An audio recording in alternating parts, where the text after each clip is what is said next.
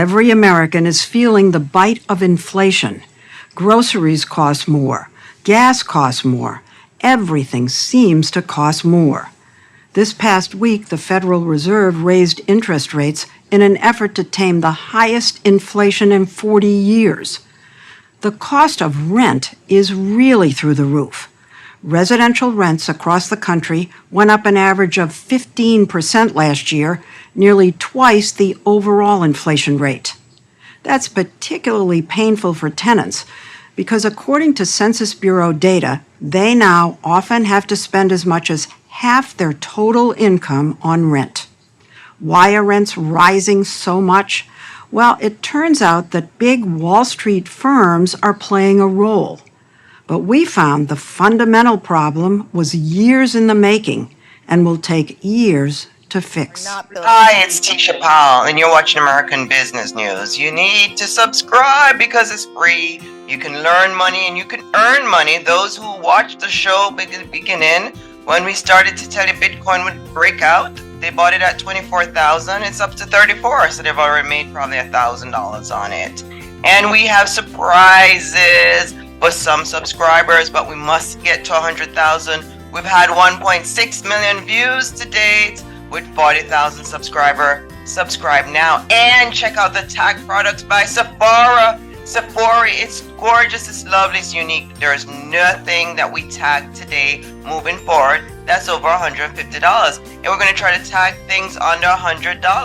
But Sephora is there this weekend, and I'm telling you, it has been busy. It is the place to be. There's stuff for men, there's stuff for women. Check out the tag products, shop, and watch your podcast at the same time. We'll be back to talk about real estate. CNN Business says new home sales in the United States surge higher in September from month before, even as mortgage rates remained at 7%. CNN Business also said mortgage rates climb higher, edging closer to 8%. And CNN Business also said the 30-year fixed rate averaged 7.79%. Wall Street Journal, it says mortgage rates hurt the housing market. It has been difficult, or it's a different story for the million-dollar homes. So that kind of wrap up what's going on in the housing market. It is a difficult time. According to CNBC, adjustable rate mortgage demand hits higher level in nearly a year as interest rates continue to climb. So is this a good time to buy real estate? We're about to tell you.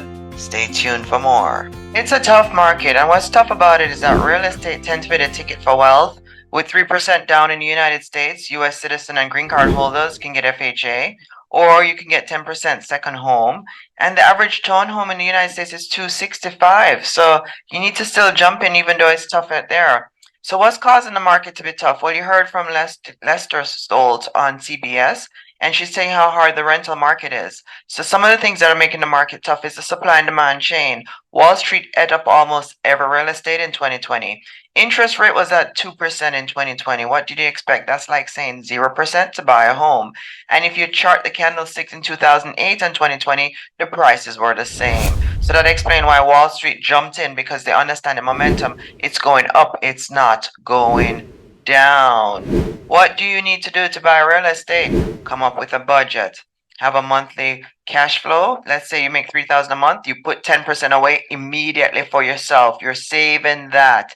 You live under $2,700. You make that automatic for the rest of your life.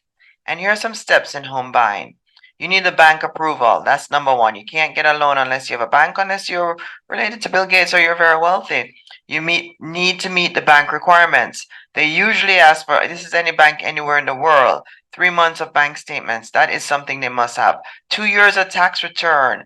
If you are self-employed, have an accountant do your profit and loss for you, but do your tax return. They want credit reports, so make sure your credit is up and going good. Work on your credit if you must get a home. And they need 30 days of recent pay stub. If you are self-employed, they need your profit and loss for 30 days. Have an accountant or an attorney prepare that for you. And where would you go to find a house? Just go on Zillow, Google or Zillow. Look for Zillow, look for houses, put up the zip code you like. And once you find the house, you can get a realtor even off of Zillow, and then you will go to contract. If the contract is accepted, there is a contingency for you to meet.